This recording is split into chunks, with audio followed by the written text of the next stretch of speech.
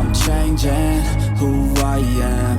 I'm making a new plan, rearranging my Hey there, life everyone. and Welcome I back to won't EJ's look Voicecast. back. And this is the podcast that takes you on my journey of becoming a voiceover artist.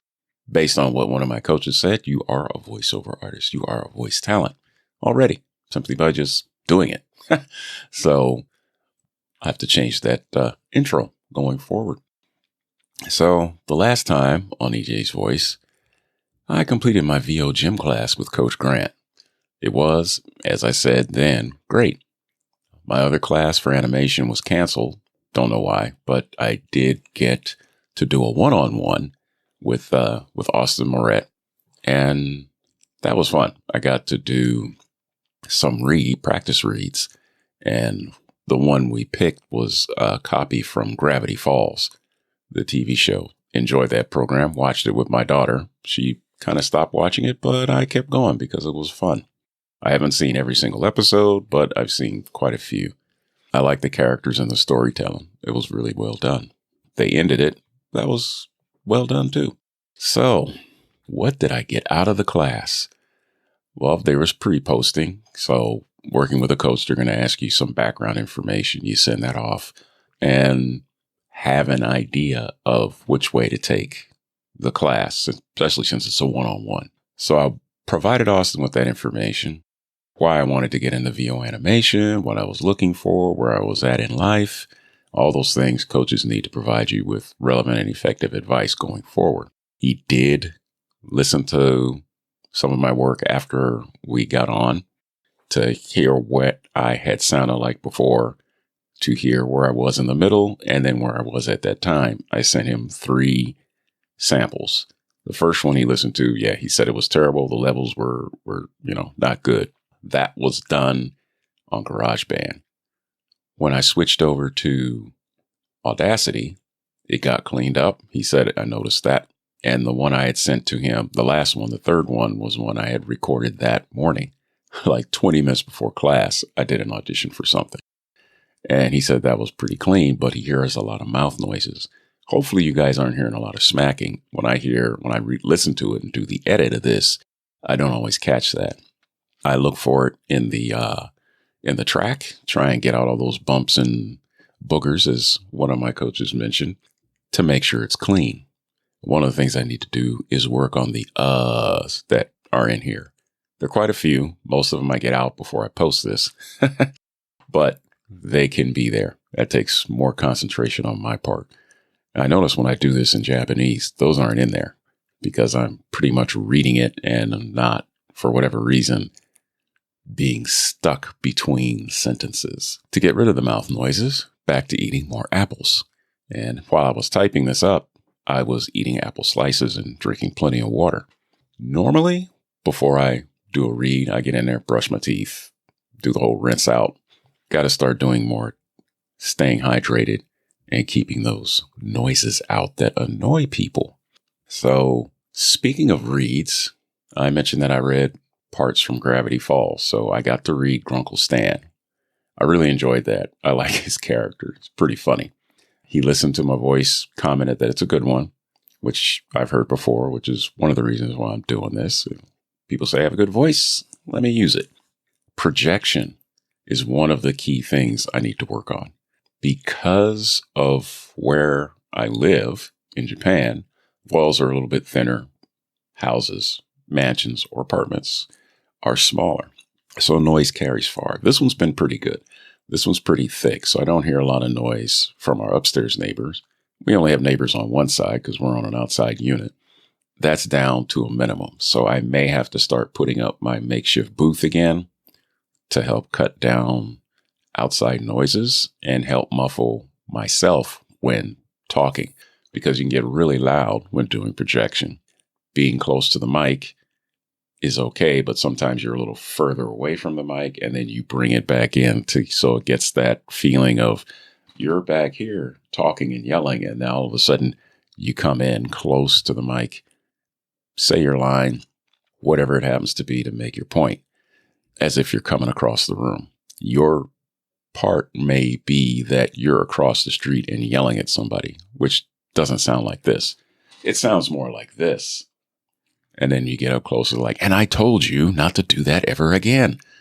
So I'm not projecting that loud, but I'm trying to get the urgency in my voice. So for anime, cartoon, that type of voiceover, that would probably be a very good requirement to fulfill. But when you're doing a narration or you're reading a commercial, maybe not so much. Now, talking about those sounds, when I close my door, I got my headset on and the mic is on, I can hear a lot of what's going on in the house. My wife starts up laundry or yelling at our daughter. I can hear that in my headset with the door closed and the shield around the mic. So I have to make sure I record in the morning. Like right now, it's like 5:49 on a Sunday morning here. My daughter's already split to go to work. Wife is still asleep. So it's kind of quiet. The door's closed, the AC and the heater are off, so you don't hear that. And it's getting kind of warm in here with the sun coming up. But you don't hear the crows and whatnot outside. Scooters and, cars going by. We live on a pretty quiet street, so that's good. But as the day goes on, of course, you're going to get more and more noise. I played around with recording with that open and closed and then trying to clean it up in post. It works fairly well, but it's just easier to just close the window. It's a patio. So yeah, I can hear my daughter's got her door closed and she's in there doing her thing. I can hear her singing while I'm in here gaming on Destiny 2 or something. I can hear her singing. I close my door, kind of can still hear her singing, but I know the mic would pick it up. I have a decent mic. I didn't go crazy and buy like a Sennheiser, some mics that, you pick up a fart 2 buildings over.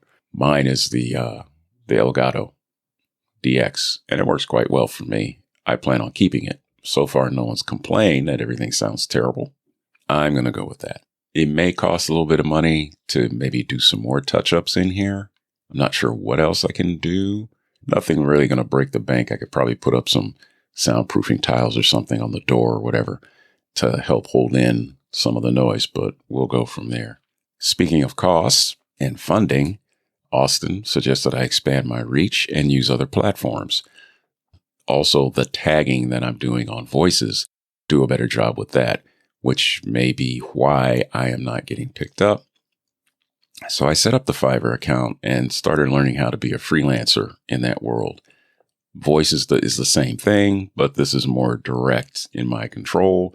I'm posting costs and everything because I'm out actually actively looking for clients for my business rather than having, I guess you could say, voices being my office staff. I am my office staff on Fiverr. It can't hurt. Folks are looking everywhere to find talent. So maybe they don't want to go through voices because they don't want to fund it that way. They're doing one-offs. They don't have the budget to invest in voices, and Fiverr is just an easier lift for them. I need to leverage the location and what my offerings are and how to place that so that I can attract clients who are here in Japan who are looking for somebody to do English language dubs or voiceovers, such as e-learning and corporate, welcome aboard audios. They have a pretty good learning video. I'm about 90% through it from last night. I will go through it again, of course, from start to finish to pick up anything I missed and, dot I's and cross T's. Other information that Austin provided was actually create a demo, which I was kind of steered away from because I didn't have anything to demo. So creating a demo, though, does help with that voice match on voices. So I did. I grabbed 3 copies, different types, read them for those areas that I'm interested in. E-learning, narration, podcast intro, outros, things like that, and posted them up. Hopefully the bump I've seen this week, which took me from the 40% up to 60%, and then some of the 80 percentile range will start getting higher. There'll be more work required, of course, on my part to make sure that it is going in the correct direction. But so far, so good. So again, on Fiverr, I set up the account. It was pretty straightforward, wasn't difficult. I made a mistake out of habit when I first created it. and listed myself as being in the US physically. Well, I'm not. I'm in Japan. So it was a little more work, but I did get it changed. I didn't have to destroy the account and recreate it. It now says I'm in Japan, which should be very advantageous for me. I hope. So on Wednesday of this week, after completing all that and getting basically the flag from Fiverr, because they do a review of what you set up to make sure you're not doing anything crazy or nutty, it went live. I published it and it went live. Yesterday, I got in and did some more work. As I said, I listened to the training videos, did some work. My demos were in there. I cleaned up what my offerings were, changed a little bit on my pricing to bring it down. I thought when I priced it, I was kind of being ridiculous. I was just throwing numbers in there, but I refined them. So, 100-word read, $75. And for every 20 or 25 more words added, it's an extra $10. I'll get your product back to you within 2 days, 2 business days. I made sure I put that in there, even though, there are weekends. I'm saying business days. I'm going to try and keep to that so that I can underpromise and overdeliver, put it that way, rather than the other way around. Something the guy really stressed in the learning video from Fiverr. Yeah, I don't want to take on too much work and get swamped where I can't even produce what I'm supposed to. You don't want to get involved in that because, as I mentioned before, I do work full time. This isn't my full-time gig, not yet. Working towards that. But I enjoyed that animation class. It was lots of fun. I'd love to do more.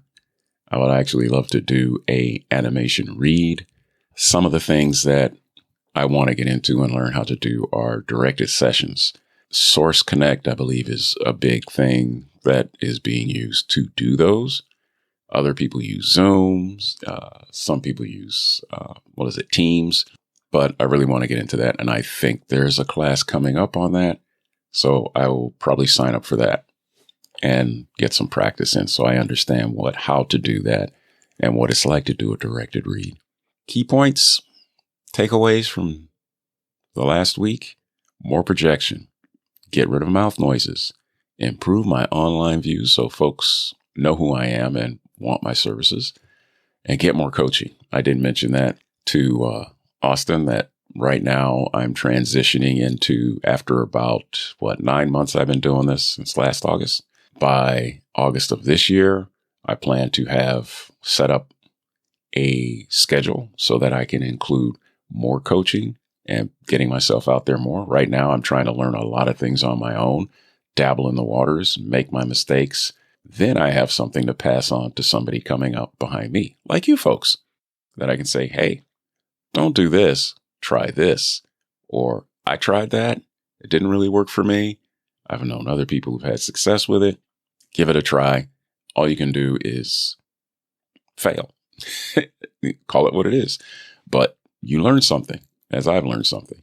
The key takeaways I can give you are, when you do a recording, make sure you preview your recording before you post it. Maybe your site, like Voices, has a preview button. You can click it and listen to make sure what you recorded, what you named it, is what you posted.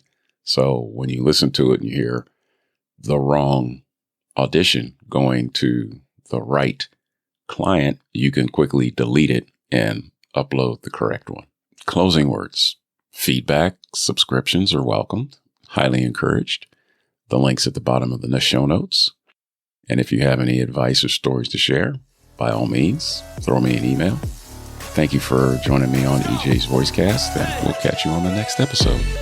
Yeah, this is my life, my strife, my right to fight, to die on. And this is my game to play, to claim a brand new name, oh. And I ain't gonna lie to you, I'm a bit nervous that I might screw everything up that I've ever done. But what's the point of living if you ain't having fun? I guess I'll try this, try that, might miss, gotta find what I'm good at. I guess I look here, look there, over where am I scared, where am I at? I gotta make it in this life, whatever makes me happy, know I'm doing things right. Sipping in the summer on a goose and Sprite, or find a nightclub for the end of the night, oh. And we all got dreams, we we all want things, but what you gonna do for it? How you gonna move for it? What you gonna be? And do you believe